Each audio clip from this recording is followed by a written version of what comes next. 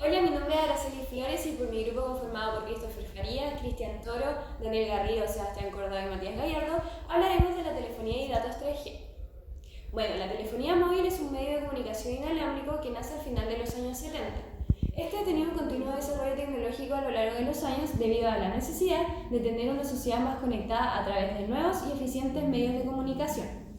Es por esto que se han desarrollado tecnologías para teléfonos móviles que se representan con siglas y hacen referencia a la generación que nos encontramos y a la red que se está utilizando en ese momento en el aparato móvil. En este trabajo en específico hablaremos de la tecnología 3G o también conocida como tercera generación. La tecnología 3G evoluciona del 2G ofreciendo una mayor calidad de transmisión de voz, rápida transferencia de multimedia y además permite conectarse a internet en cualquier momento y en cualquier lugar a través del aparato móvil. Su versatilidad y su velocidad permitió ampliar el mundo del internet móvil, contribuyó a la aparición de aplicaciones de audio, imágenes, comunicación y video en tiempo real. Su principal objetivo era transmitir con mayor velocidad información entre los teléfonos móviles, masificando así el contenido multimedia y haciéndolo más accesible a la mayoría de la gente, destronando a su antecesora 2G, que tenía solo como objetivo transmitir voz y mensajes de texto. El objetivo de este trabajo es conocer este tipo de tecnología, sus cualidades y analizar su funcionamiento. El comienzo de la era de la telefonía móvil comenzó en la década de los 70 mediante la implementación de la red de primera generación. Dicha red estaba conformada por un conjunto de celdas interconectadas que daban servicio a los dispositivos móviles dentro de su rango de cobertura. Sin embargo, estas redes dependían de su fabricante y poseían distintos protocolos. Allí la calidad de la voz era medianamente relativa, la capacidad de transmitir datos era baja y la batería de estos dispositivos duraban pocas horas. En 1990 se crea el primer protocolo estándar GSM, lo que nos permite integrar estas redes bajo un mismo terminal. Allí la calidad de la voz operaba desde 900 a 1800 MHz y la velocidad de los datos aumentaba. Sin embargo, los usuarios de estos servicios demandaban una mayor velocidad. Por lo tanto, se crea la red 2,5G en los años 2000 y 2001 mediante la implementación de la tecnología GRPS. Allí la velocidad de los datos alcanzó los 56 kB por segundo. Fue posible el intercambio de imágenes y navegar por Internet mediante el protocolo Internet IP. Más adelante, a pesar del masivo uso de estos aparatos, la gente pedía mayor acceso a los contenidos multimedia. Es por esto que la Unión Internacional de Telecomunicaciones definió la especificación IMT 2000 para integrar todas estas redes, dando posible el inicio de la red 3G mediante la tecnología UMTS. Allí se aprovecha la potencia de las antenas permitiendo mayor conexión. La velocidad de los datos alcanzaba los 2 MB por segundo dependiendo del sector, dando la posibilidad de que aparezcan las primeras aplicaciones de audio, de imágenes y de videoconferencia. La tecnología 3G funciona gracias a la arquitectura UMTS. Esta se define por medio de elementos funcionales, los cuales corresponden a los dominios, y interfaces, las cuales corresponden a puntos de referencia. El sistema UMTS se divide en dominios de usuario y dominios de infraestructura, mediando entre ambos la interfaz de radio. Los dominios de usuario están compuestos por los equipos móviles y la tarjeta USIM. La tarjeta USIM corresponde a una tarjeta inteligente, la cual identifica al usuario de la red UMTS, independiente de donde ésta se encuentre insertada. El dominio de infraestructura está compuesto por la red de acceso y el núcleo de red.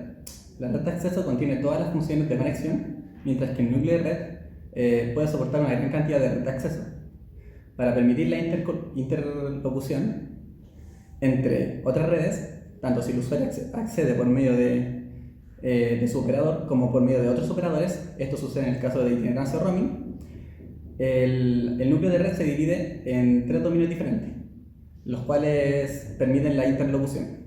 Estos dominios son la red de servicios, los cuales corresponden a la red a la que el usuario está accediendo, la red propia, la cual corresponde a la red a la que el usuario está registrado, y en el caso de itinerancia o roaming, la red visitada debe corresponder a la red propia del usuario. Y el dominio tránsito, el cual corresponde a la red donde se encuentra el interlocutor con el cual el usuario se desea comunicar. Se pueden superponer los 3 dominios de red mencionados anteriormente. Esto en el caso de que el usuario acceda por medio de la red propia. En este caso, los dominios de red de servicios y red propia coincidirán. Y en este escenario, la red se divide en tres partes fundamentales, las cuales corresponden a los equipos móviles, la red de acceso y el núcleo de red. El primero se conecta gracias a la interfaz radio, la cual está basada en tecnología WCDMA. El modelo está basado en el empleo de radio terrestre, UTRA, el cual está basado en el despliegue de estaciones base terrenas. Bajo esta modalidad, la red de acceso recibe el nombre de UTRAN. La red de acceso UTRAN es la encargada del tráfico de usuarios hacia el núcleo de la red. Como los usuarios no disponen de recursos de transmisión que previamente han sido asignados por la misma UTRAN de manera estática, esta debe encargarse de la asignación dinámica de dichos recursos cada vez que el móvil utilice la red. Por otro lado, el núcleo de la red dispone de los recursos necesarios para completar el trayecto de la comunicación hacia el usuario remoto. Con estos recursos me refiero a los recursos de conmutación o los recursos de transmisión.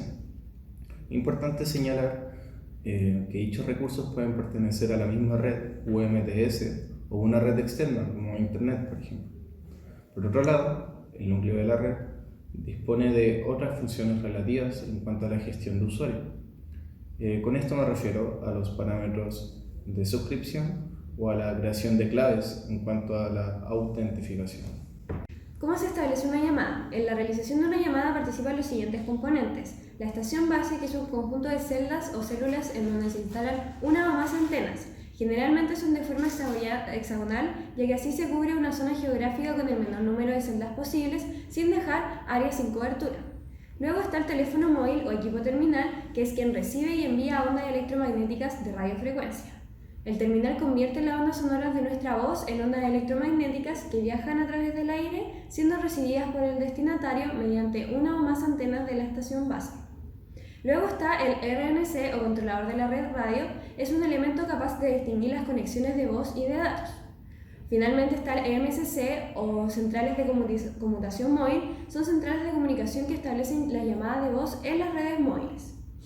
Entonces, una vez iniciada la llamada, el equipo emisor solicita recursos de radio al ERNC, que genera el canal. Luego se realiza una búsqueda a través de los MSC de la red para encontrar la estación base en donde se encuentra registrado el equipo receptor. Una vez encontrado, se envía un mensaje al equipo emisor indicando si el mensaje se rechaza, se acepta o se envía al buzón de voz, es decir, que está fuera de la cobertura. Hablando de la evolución de la red 3G desde la transferencia de datos, primero tenemos la tecnología GPRS, que es desarrollada por el ETSI, el Instituto Europeo de Telecomunicaciones, y consiste en una extensión de la red GMS que le permite alcanzar velocidades de descarga de 56 hasta 144 kb por segundo.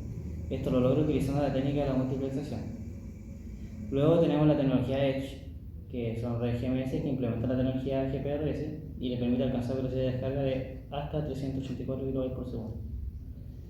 Luego está el UMTS, que es una tecnología incluida dentro de la red 3G, pero separada de la red GMS, ya que utiliza la WCDMA, que son tecnologías inalámbricas de tercera generación que permiten aumentar la velocidad de descarga.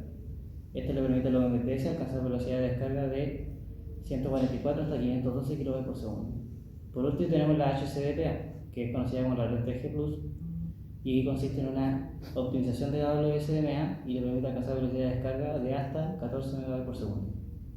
Con respecto a las capacidades de los distintos esquemas de acceso múltiple, dependen de la generación de red de la que estemos hablando, dado que la modernización del sistema de redes permitió un progreso en términos de la ampliación de la capacidad de las generaciones de red más modernas, siendo la red de tercera generación y las posteriores a esta las más beneficiadas de esta situación. Comenzando con la tecnología base de primera generación, o llamada acceso múltiple por división de frecuencia, permitía el acceso al medio, realizando divisiones del espectro transmisor disponible en canales. Posterior a este, continuó la tecnología de segunda generación, con el acceso múltiple de división de frecuencia, que dio acceso a la transmisión de señales digitales, donde las unidades de información se distribuían en variadas ranuras de tiempo.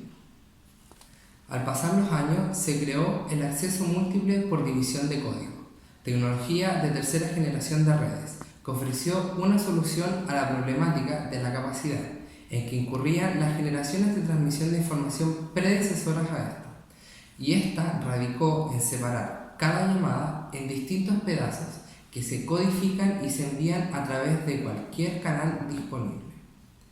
Finalmente, se encuentra la tecnología de tercera generación y las superiores a esta, llamadas acceso múltiple por división de frecuencia ortogonales, donde las señales se codifican digitalmente, de tal manera que son independientes y no están relacionadas con ninguna otra.